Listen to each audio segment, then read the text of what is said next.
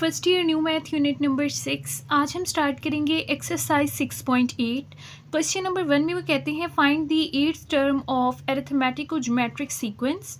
देखिए, जो हमने पिछली एक्सरसाइजेज में पढ़ा वहाँ पर हमने पहले अरिथमेटिक सीक्वेंस को पढ़ा, उसके बाद ज्योमेट्रिक सीक्वेंस को पढ़ा। एक्सरसाइज 6.8 में हम पढ़ेंगे अरिथमेटिक और ज्योमेट्रिक सीक्वेंस। ऐसा सीक्वेंस जिसमें अरिथमेटिक और ज्योमेट्रिक दोनों सीक्वेंस मौजूद होते हैं।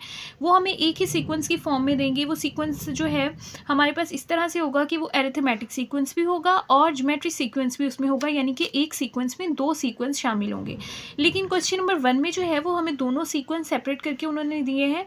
वो कहते हैं अरिथमेटिक पार्ट जो है उस सीक्वेंस का वो ये है और ज्योमेट्रिक पार्ट इस सीक्वेंस का ये है। ठीक हो गया? तो ये हमें अरिथमेटिक पार्ट और ज्योमेट्रिक पार्ट सेपरेट दिया है। आगे जो क्वेश्चन आएंगे उसमें वो दोनों जो है एक साथ भी दे सकते हैं। ठीक है, तो स्टार्ट करते हैं। यहाँ पर जो है हमें फाइंड करनी है एट्थ टर्म फाइंड करनी है इन दोनों सीक्वेंस की। ठीक है, कंबाइन करके।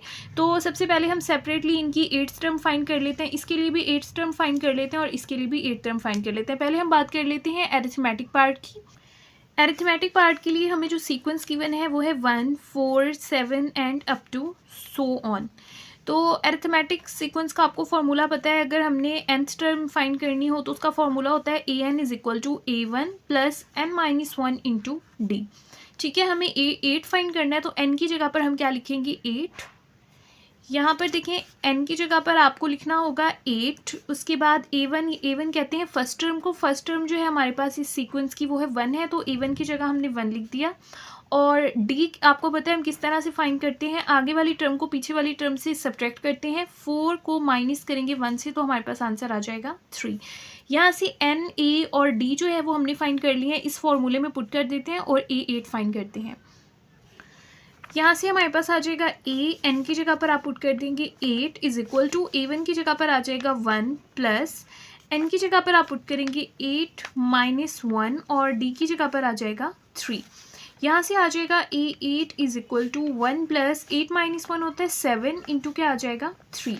यहाँ से आ जाएगा a8 is equal to 1 plus 3 7 सा होता है 21।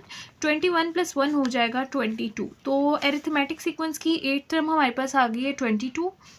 अब हम फाइंड कर लेते हैं ज्योमेट्रिक पार्ट।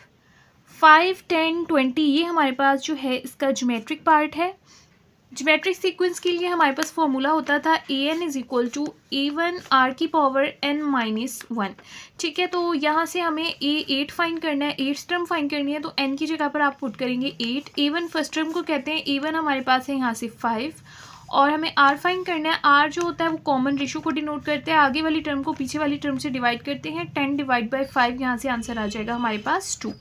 तो इस फॉर्मूले में ये वैल्यूज़ पुट कर देते हैं। यहाँ से हमारे पास आ जाएगा a, n की जगह पर आप पुट कर देंगे 8। a1 हमारे पास है 5, r की जगह पर आ जाएगा 2, पावर में है n-1 और n हमारे पास है 8, तो पावर में आप लिखेंगे 8-1। ठीक है, 2 की पावर में आ जाएगा 8-1। यहाँ से आ जाएगा a8 इज इक्वल टू 5 और यहाँ से आ जाएगा 2 की पावर 8-1 होता है 7। 2 की पावर यहाँ से आप 7 ले लें। 2 को 7 टाइम्स मल्टीप्लाई करेंगे तो आंसर आ जाएगा 128। 5 एज इट इज़ आ गया। 5 को 128 से मल्टीप्लाई करें तो 640 आंसर आ गया।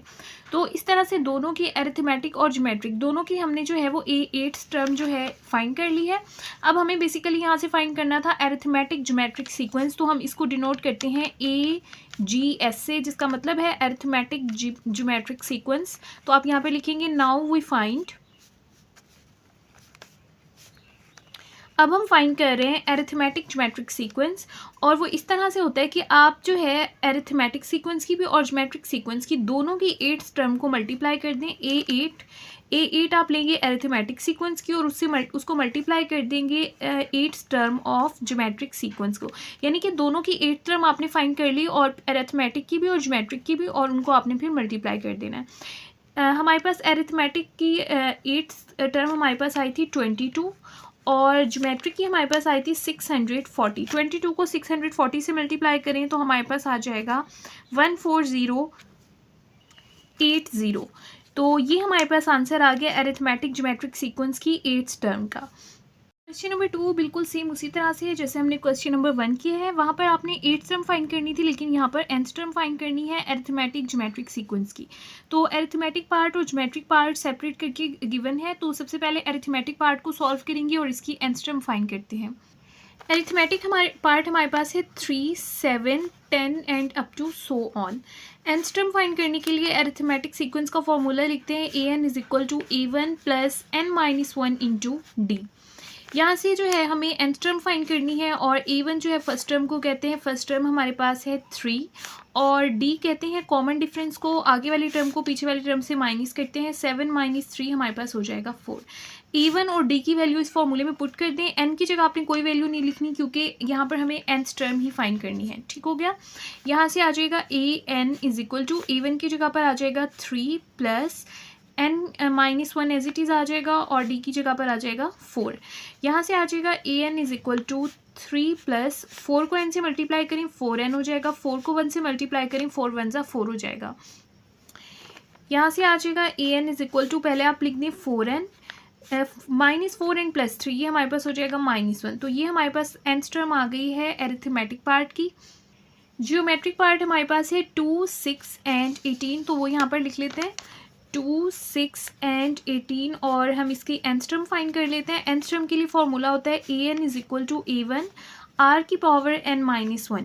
यहाँ से देखिए हमें nth टर्म फाइंड करनी है और a1 जो है वो फर्स्ट टर्म को कहते हैं, तो फर्स्ट टर्म हमारे पास है 2 और r होती है कॉमन रेशियो, आगे वाली टर्म को पीछे वाली टर्म से डिवाइड करते हैं 6 डिवाइड बाई 2, तो यहाँ से आंसर आ जाएगा 3। तो कॉमन रेशियो हमारे पास 3 आ गई है। a1 और r की वैल्यू इस फॉर्मूले में पुट कर दें, an is equal to a1 की जगह पर आ जाएगा 2, r की जगह पर आ जाएगा 3 और आ जाएगा n-1।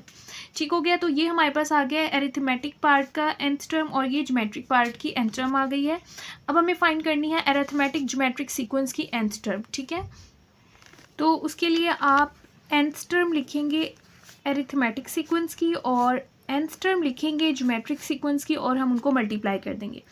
nth term of arithmetic sequence का आंसर आया था 4n-1, तो यहाँ पर लिख देते हैं 4n-1 और उसको मल्टीप्लाई हमें करना है nth term of geometric sequence से जिसका आंसर आया था 2 मल्टीप्लाई बाई 3 की पावर n-1। अगर आप चाहें तो इसको अरेंज करके लिख दें, 2 को पहले लिख देते हैं 4n-1 और 3 की पावर n-1, तो ये हमारे पास इसका फाइनल आंसर है। नंबर 3 है consider the arithmetic geometric sequence defined by arithmetic part, आपको ये गिवन है और उसके बाद ज्योमेट्रिक पार्ट ये गिवन है।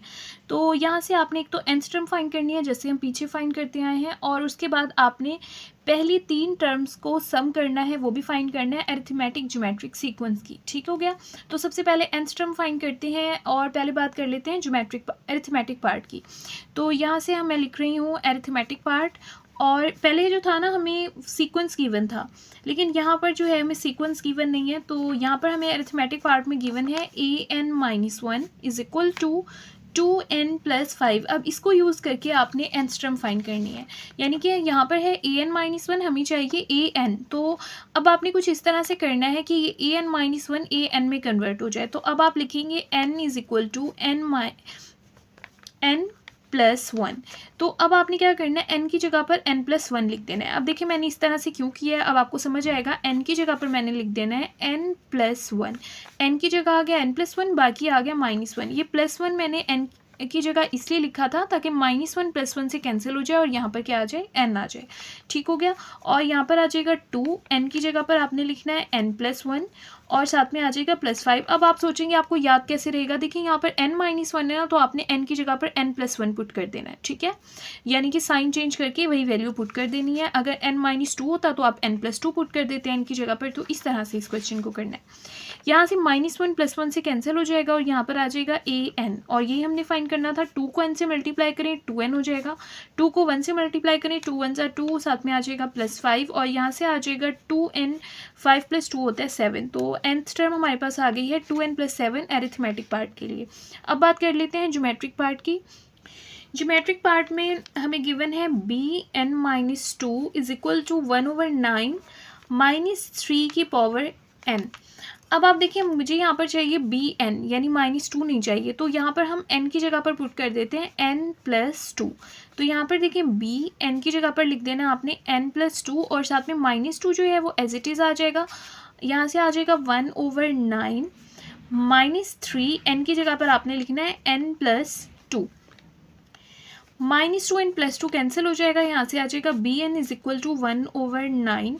देखिए यहाँ पर -3 की पावर n+2 है, तो -3 की दोनों पावर्स को सेपरेट लिख देते हैं, पावर n को सेपरेट लिख देते हैं और -3 की पावर 2 को हम सेपरेट लिख देते हैं ताकि इजीली सॉल्व हो जाए। यहाँ से आ जाएगा bn इज इक्वल टू 1/9 -3 की पावर n। माइनस का अगर आप स्केयर लें तो माइनस माइनस प्लस होता है और 3 का स्केयर लें 3 मल्टीप्लाई बाय 3 9 होता है, तो यहाँ से 9 से कैंसिल हो जाएगा और bn का आंसर आ जाएगा -3 की पावर n। तो ये हमारे पास आंसर आ गया ज्योमेट्रिक पार्ट के लिए और ये हमारे पास आंसर आया था एरिथमेटिक पार्ट के लिए। तो अब जो है हम nth टर्म फाइंड कर लेते हैं एरिथमेटिक ज्योमेट्रिक सीक्वेंस की। nth टर्म फाइंड करने के लिए आपको पता है हम nth टर्म लिखते हैं एरिथमेटिक सीक्वेंस की और उसको मल्टीप्लाई कर देते हैं nth term of geometric sequence.